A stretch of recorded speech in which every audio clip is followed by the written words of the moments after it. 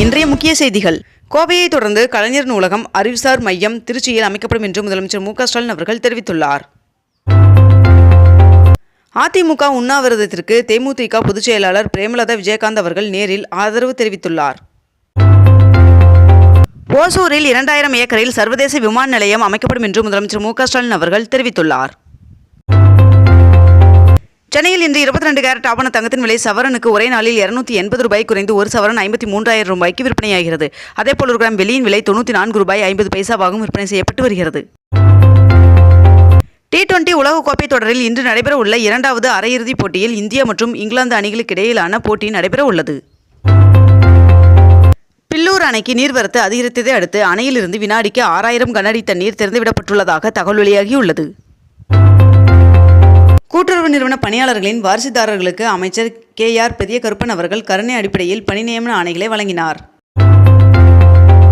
ஆடி கிருத்திகை நாளான வருகின்ற ஜூலை 29ஆம் தேதி திருவள்ளூர் மாவட்டத்தில் உள்ளூர் விடுமுறை அறிவிக்கப்பட்டுள்ளது. தமிழகத்தில் சாதாரண நெல் குவிண்டால் ஒன்றிற்கு 105 ரூபாயும், சன்னரக நெல் குவிண்டால் ஒன்றிற்கு 130 ரூபாயும் கூடுதல் ஊக்கத்தொகையாக வழங்கப்படும் என்று முதலமைச்சர் மு க ஸ்டாலின் அவர்கள் அறிவித்துள்ளார். சென்னையில் 2 நாட்களுக்கு மிதமான மழை பெய்யும் என்று வானிலை மையம் தெரிவித்துள்ளது. செயற்கைக்கோள் மூலம் சுங்க கட்டண வசூல் செய்யும் திட்டம் கொண்டுவரப்பட்டால் தடையற்ற பயணம், சாலைகளின் போக்குவரத்து நெரிசல் போன்றவை குறையும் என்று மத்திய அமைச்சர் நிதின் கட்கரி அவர்கள் தெரிவித்துள்ளார். எரிசக்தி துறை சார்பில் 19 புதிய அறிவிப்புகளையும், திட்டம் வளர்ச்சி மற்றும் சிறப்பு முயற்சிகள் துறை சார்பில் 4 அறிவிப்புகளையும், மனிதவள மேலாண்மை துறை சார்பில் 5 முக்கிய அறிவிப்புகளையும் அமைச்சர் தங்கம் தென்னரசு அவர்கள் அறிவித்தார். விக்கிரவாண்டி இடைத்தேர்தலில் 29 பேர் போட்டியிடுவார்கள் என்று அறிவிக்கப்பட்டுள்ளது. நீலகிரி மற்றும் கோவை மாவட்டங்களில் இன்று கனமழை பெய்ய வாய்ப்புள்ளதாக வானிலை மையம் தெரிவித்துள்ளது. முதலமைச்சரின் திறனாய்வு தேர்விற்கு விண்ணப்பிப்பதற்கான கால அவகாசம் வருகின்ற ஜூலை 3ஆம் தேதி வரை நீட்டிக்கப்பட்டுள்ளது. சாதிவாரி கணக்கெடுப்பு நடத்த மத்திய அரசை வலியுறுத்தி சட்டப்பேரவையில் முதலமைச்சர் மு க ஸ்டாலின் அவர்கள் தனி தீர்மானம் கொண்டு வந்துள்ளார். அரசு ஊழியர்களுக்கு பழைய ஓய்வூதிய திட்டம் தொடர்பான கொள்கை முடிவு பரிசீலனையில் உள்ளதாக நிதி மற்றும் மனிதவள மேம்பாட்டுத்துறை அமைச்சர் தங்கம் தென்னரசு அவர்கள் தெரிவித்துள்ளார்.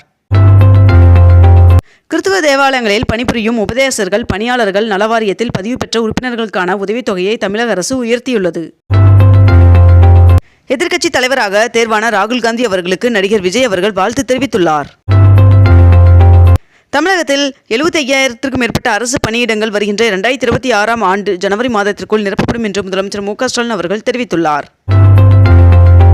துபாயின் தேசிய பத்திரங்கள் சேமிப்பு திட்டத்தில் ஆந்திராவை சேர்ந்தவருக்கு 2,25,00,000 ரூபாய் பரிசு தொகை கிடைத்துள்ளது. நாமக்கல் மாவட்டத்தில் உள்ள கொல்லிமலையில் 1 கோடி ரூபாய் மதிப்பீட்டில் இரவு வான் பூங்கா அமைக்கப்படும் என்று தெரிவிக்கப்பட்டுள்ளது. சென்னையில் 2ஆம் கட்டமாக கூடுதலாக 500 மின்சார பேருந்துகள் அறிமுகப்படுத்தப்படும் என்று அமைச்சர் சிவசங்கர் அவர்கள் தெரிவித்துள்ளார். நடப்பு நிதியாண்டில் நாடு முழுவதும் 400 கிளைகளை திறக்க பாரத ஸ்டேட் வங்கி திட்டமிட்டுள்ளதாக தகவல் வெளியாகியுள்ளது. இந்தியா ரஷ்யா இடையிலான உச்சி மாநாட்டில் கலந்து கொள்வதற்காக பிரதமர் நரேந்திர மோடி அவர்கள் ஜூலை 2வது வாரத்தில் ரஷ்யா செல்ல உள்ளதாக தகவல் வெளியாகியுள்ளது. முன்னாள் அமைச்சர் செந்தில் பாலாஜி அவர்களின் நீதிமன்ற காவலை வருகின்ற ஜூலை 1ஆம் தேதி வரை நீட்டித்து சென்னை முதன்மை அமர்வு நீதிமன்றம் உத்தரவிட்டுள்ளது. தமிழ்நாட்டில் முக்கிய தலைவர்கள் 9 பேருக்கு சிலைகள் அமைக்கப்படும் என்று சட்டப்பேரவையில் அமைச்சர் சாமிநாதன் அவர்கள் அறிவிப்பை வெளியிட்டுள்ளார். திருச்சி விமான நிலையத்தில் 1,19,00,000 மதிப்புள்ள 1 கிலோ 666 கிராம் தங்கம் பறிமுதல் செய்யப்பட்டது.